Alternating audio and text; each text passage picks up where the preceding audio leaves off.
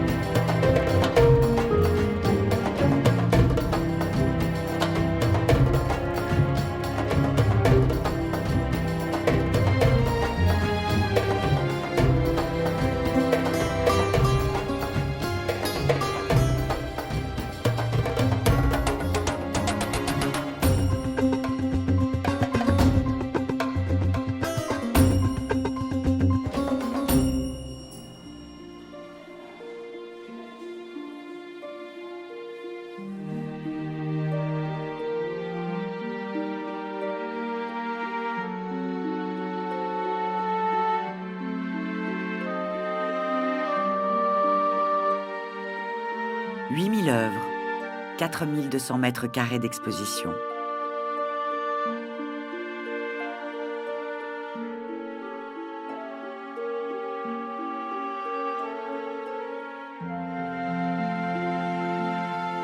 Depuis la Renaissance jusqu'à l'art algérien moderne, le musée des Beaux-Arts d'Alger offre au public 7 siècles d'histoire de l'art.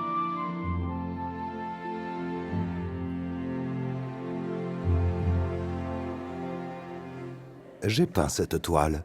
Elle est signée de mon nom, Rassim. Un nom prédestiné, car en arabe, Rassim veut dire peintre, et la peinture a été toute ma vie. Je suis Mohamed Rassim, né à Alger au XIXe siècle et mort au XXe. C'est moi qui ai illustré la première édition française des 1001 nuits.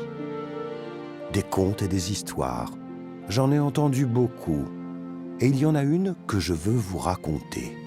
C'est l'histoire d'une rencontre, celle qu'a fait l'art de l'Occident avec l'art de l'Orient. Mais avant de vous dire cette histoire, entrons dans son théâtre, le musée des Beaux-Arts d'Alger.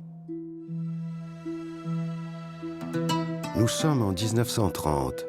Voilà 100 ans que la France est installée en Algérie. À l'occasion de ce centenaire, d'importants financements permettent la construction d'un musée flambant neuf. Les travaux commencent en 1928, à l'est d'Alger, sur une falaise surplombant la mer.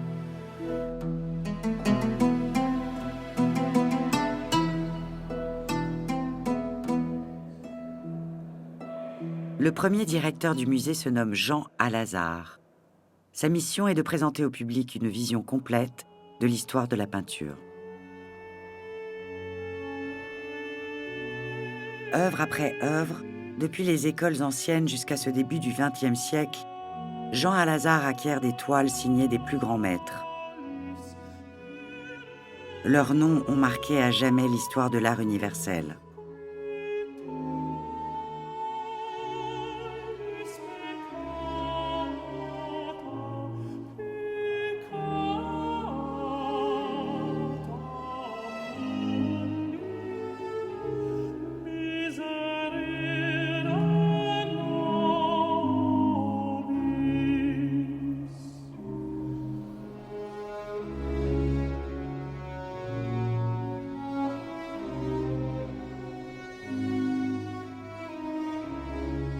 Jusqu'à sa rencontre avec l'art occidental, l'art arabo-musulman était réservé à l'ornement des mosquées, des livres et des objets de la vie de tous les jours.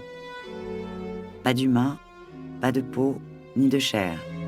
Représenter la nature pouvait être interprété comme tenter d'imiter Dieu dans sa création, ce qui est pure vanité. Notre art était ornemental et sacré. Nos arabesques, nos décors, faits d'entrelacements de formes géométriques, de motifs floraux et de calligraphie, avait pour but de fasciner l'œil, de le perdre aux limites de la perception spirituelle du monde et de la création divine.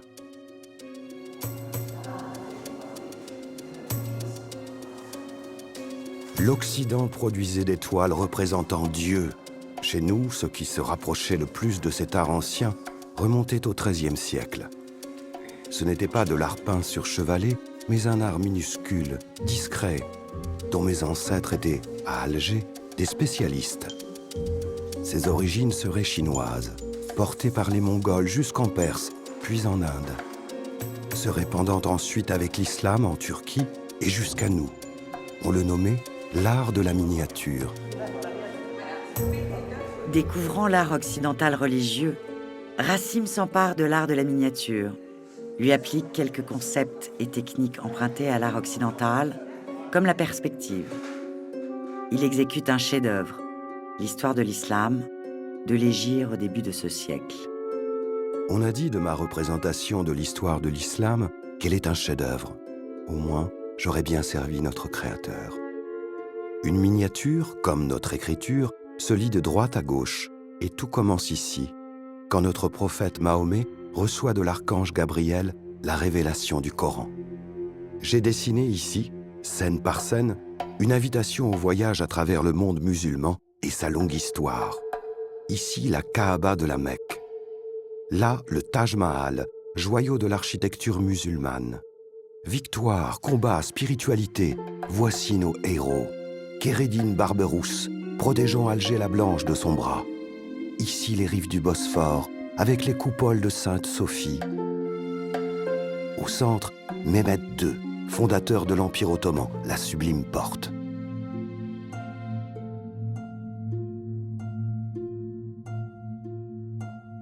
On dit qu'en Inde et au Pakistan, où l'on peut voir d'incomparables œuvres, les artistes utilisaient des pinceaux faits de poils de queue d'écureuil. Les plus fins comptaient seulement 3 poils. Ici, à Alger, j'utilisais des pinceaux faits de poils de chat. Les miniatures sont si fines qu'elles en deviennent très fragiles.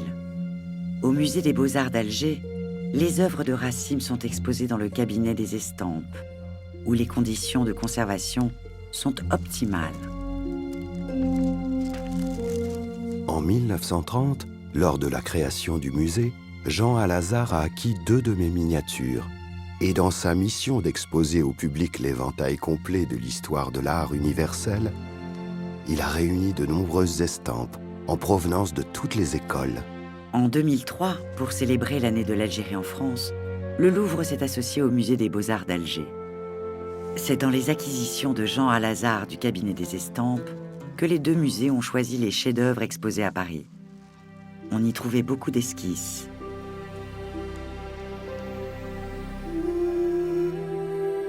Ces dessins préparatoires servent aux peintres pour préfigurer leurs toiles de grande dimension. Quand ils voyagent, sans chevalet et sans pinceau, ils esquissent des croquis qui donnent, plus tard, leurs œuvres définitives.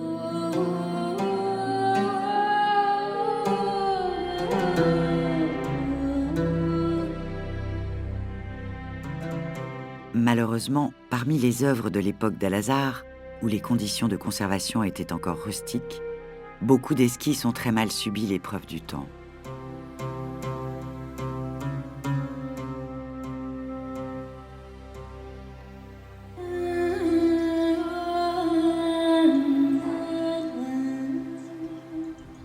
Coincé entre un désert et la mer, le climat d'Alger est très particulier. Il y pleut de novembre à février, tandis que l'été, les températures peuvent atteindre les 45 degrés à l'ombre. Chaud et humide, le climat d'Alger s'est révélé néfaste aux toiles et aux estampes acquises par Jean Alazard au cours des années 30, 40 et 50.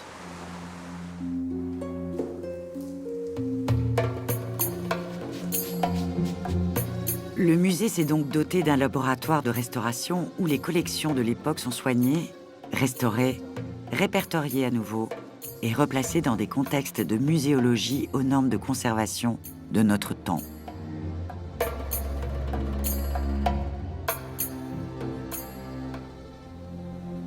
Autre centre névralgique du musée, la bibliothèque. À l'époque d'Al-Azhar, ses 300 000 livres sur l'art la plaçaient au premier rang des bibliothèques de Méditerranée. Aujourd'hui, le musée d'Alger a déjà 83 ans. Classé monument historique en 1998, une équipe d'architectes travaille sans relâche à sa rénovation et à son entretien. Jean Al-Azhar appréciait les orientalistes et il dota le musée de quelques toiles emblématiques. Elles montrent les divers courants de ce genre et l'évolution, au fil du temps, du regard de l'Occident sur l'Algérie et son peuple. Au XIXe siècle, emboîtant le pas à l'armée française, des peintres voyageurs se précipitent à la découverte de ce nouveau territoire éclaboussé de lumière, de couleurs et d'esthétiques nouvelles. Parmi les premiers d'entre eux, Eugène Delacroix débarque en 1832. Notre Maghreb lui offre une révélation initiatique. Il exécute de nombreuses toiles. Celle-ci est inspirée d'une nouvelle d'Oscar Wilde. Elle raconte l'aventure d'un amoureux, poursuivant à cheval les ravisseurs de sa fiancée bien-aimée.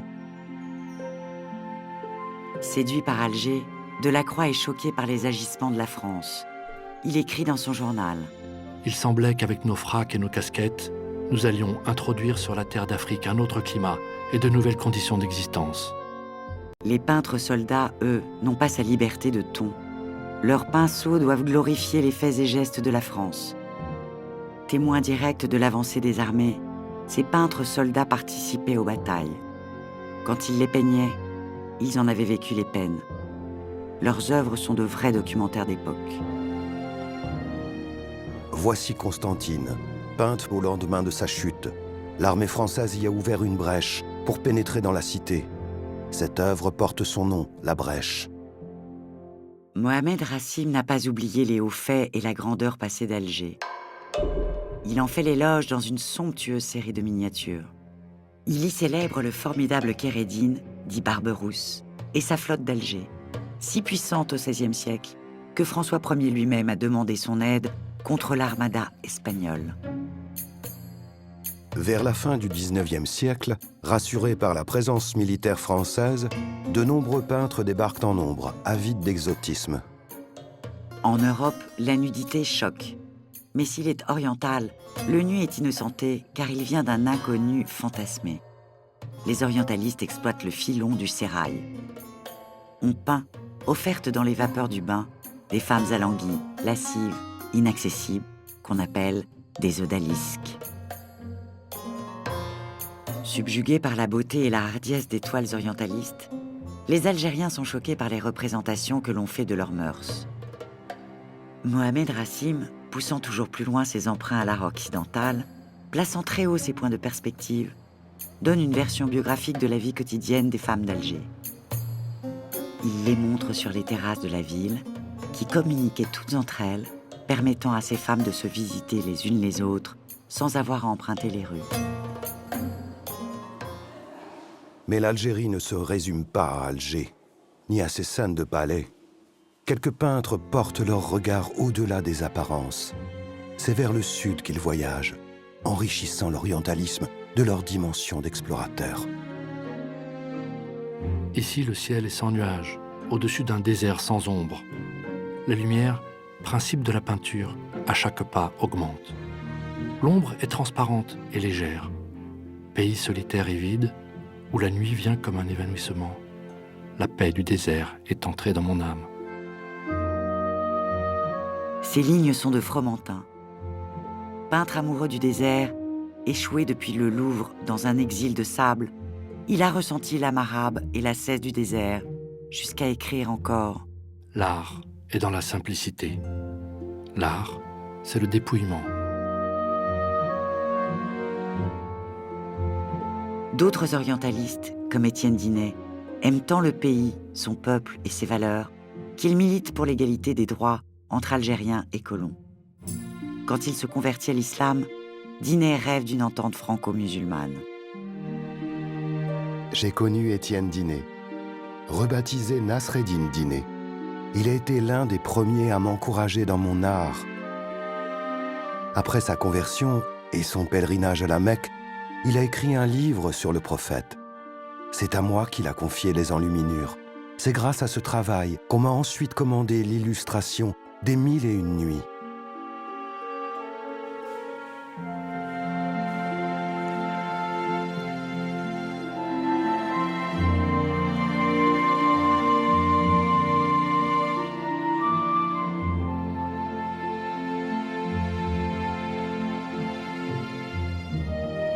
Jean Alazard, ami personnel de Rodin, avait déjà rehaussé le musée de bronzes exceptionnels.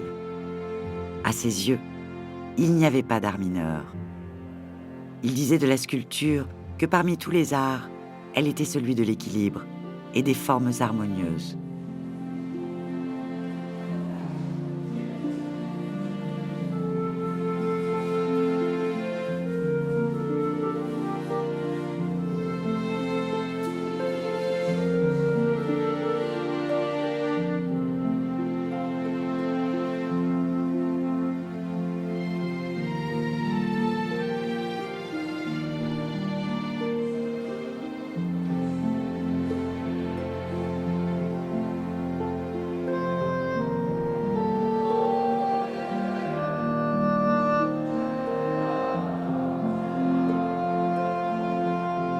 Après les incontournables signatures Rodin, Bourdelle ou Mayol, Jean Alazard a acquis des œuvres d'artistes installés à Alger. Parmi eux, tout le monde connaît le nom de Belmondo, dont le fils est devenu un acteur célèbre.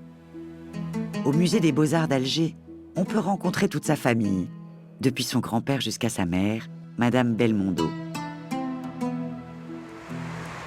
Le temps a passé. Je suis parti d'Alger pour courir de par le monde. On demandait mes expositions dans toutes les villes d'Europe. Et un beau jour, on m'a accordé la plus haute distinction, le Grand Prix artistique de l'Algérie. Cette année-là, je devins professeur à l'école des Beaux-Arts de ma chère ville d'Alger. Les Italiens ont la Villa Médicis, les Espagnols la Villa Velázquez. À quelques pas du musée des Beaux-Arts, Alger a aussi sa villa, le Dar Abdelatif. La crème des jeunes artistes français rêve d'y être admise. Il y a à Alger de grands maîtres et la promesse d'enrichissement au contact des autres. Entre les murs de cette villa, des centaines d'œuvres voient le jour. L'école d'Alger est à son apogée. J'eus le bonheur, parmi mes élèves, d'avoir autant de jeunes Européens natifs d'Alger que d'Algériens. La période était propice à l'acquisition par les artistes algérois des techniques picturales occidentales. L'art de chevaler entrait dans nos vies. Nos peintres s'emparaient et s'essayaient à tous les outils de l'art universel. Fusain, aquarelle, pastel. L'école d'Alger était en plein essor. Il va rompre avec l'ancienne tradition classique, celle de la miniature persane, moghole, arabe, turque, et il va innover. C'est pour cela qu'on dit souvent de lui qu'il est un rénovateur de l'art de la miniature. Il va innover. Et il va donc choisir d'introduire dans sa miniature des préceptes, des concepts esthétiques qui ne sont pas des concepts anciens, mais qui sont au contraire des concepts du 19e et du début 20e. Alors ici, on a une miniature qui est absolument fabuleuse, c'est Nuit de Ramadan. Nuit de Ramadan. J'ai porté très haut dans le ciel mon point de fuite de perspective. Près de cette lune, qui signale la fin du jeûne. Sous elle, la ville assoupie s'éveille et la vie reprend ses droits. Tout un petit monde s'agite vers son activité. Une femme, accompagnée de sa servante, va au hammam. Des enfants dansent autour d'un musicien et d'autres emplissent leurs cruches à l'eau de la fontaine. Alger est faite de tant de détails, de tant de subtilités.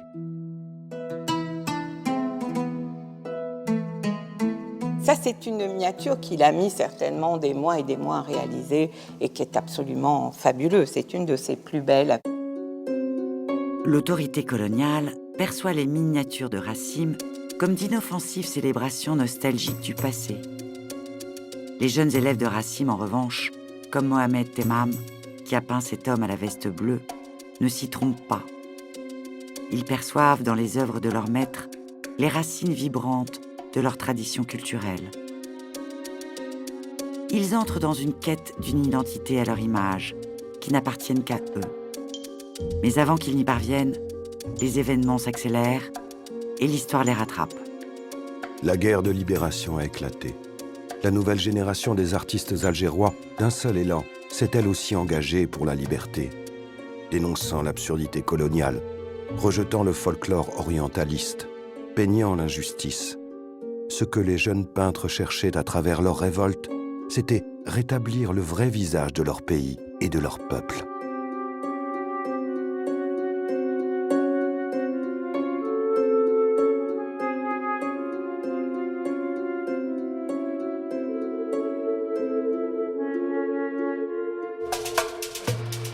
The creation of a great new state represents the devoted and courageous work of the Algerian people and their leaders, stretching over many years.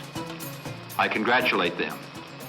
I congratulate them as President of the United States, and I congratulate them on behalf of the American people.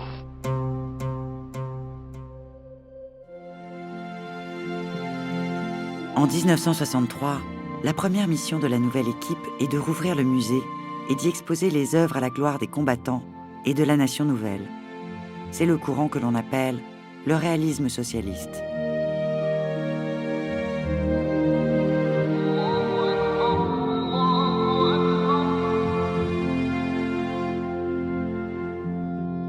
Il n'y a pas de victoire sans la volonté de Dieu, dit le Coran. J'ai peint ici un hommage au patron protecteur d'Alger, Sidi Abdallah Rahman. Voici sa mosquée, qui abrite son mausolée. Depuis qu'il y repose, cette mosquée rayonne de l'éternelle bienveillance de ce grand sage à l'égard de notre ville blanche d'Alger. À peine un peu plus tard, Mohamed Rassim voit se briser l'élan de paix et d'harmonie qu'il avait atteint. En 1975, il est victime d'un violent assassinat. Les meurtriers courent toujours, mais dans une petite cour de la mosquée qu'il aimait tant, sa tombe le protège désormais des turpitudes du monde. Je vous avais promis une histoire. Vous pensez qu'elle s'arrête ici? L'art n'est-il pas plus fort que les armes? Indépendance, disparition des maîtres et des mythes fondateurs, une nouvelle génération d'artistes algériens s'affirme. Parmi eux, le jeune peintre Mohamed Kada prend la parole. Je considère qu'un pays sans artistes est un pays mort. J'espère que nous sommes vivants. Formée à l'art universel, cette génération montante a appris que les artistes européens ont nourri le cubisme à la manne esthétique des masques africains. Aujourd'hui, ils découvrent que les enluminures de leurs ancêtres, qu'ils avaient délaissés, que cet art arabo-musulman, mêlant calligraphie et abstraction des formes, a nourri l'art de Matisse, de Mondrian, d'un Paul Klee. L'art universel, dans son évolution la plus moderne et subtile, s'est inspiré d'art oriental. Dès lors, Mohamed Kada et ceux de sa génération, loin des excès nationalistes d'un réalisme socialiste, renouent avec leur identité maghrébine. Ils fondent leur composition sur la graphie arabe. Kada invente les alphabets libres. Bénanteur, Mesli, Yelles, Martinez et bien d'autres mêlent l'art de la calligraphie à l'abstraction des formes. Un nouveau style émerge des ateliers d'Alger, l'école du cygne. Au cours des années qui suivent, des artistes plus jeunes affirment leur indépendance et leur révolte face aux soubresauts politiques. Ils renouent avec leurs ancêtres qui gravaient le métal et le bois, tissaient la laine, modelaient l'argile et imprimaient la trace de leur venue au monde sur leur âme comme un tatouage. En arabe, tatouage se dit « Aouchem ». Le mouvement Aouchem est né, et ses membres affirment que l'art est plus fort que les bombes. Voici venue la fin de notre histoire. Elle est en forme de réponse au questionnement de l'artiste. Est-ce l'art qui fait la vie, ou bien la vie qui fait l'art? En réalité, les deux se nourrissent l'un l'autre. Et il en est de même avec l'art d'Orient et celui d'Occident. On ne peut pas parler d'influence, mais d'enrichissement mutuel. Que voulons-nous que ces enfants retiennent de l'art, sinon qu'il est la seule preuve que la liberté existe bien? N'est-elle pas dans chaque œuvre, comme en chacun d'eux et en chacun de nous?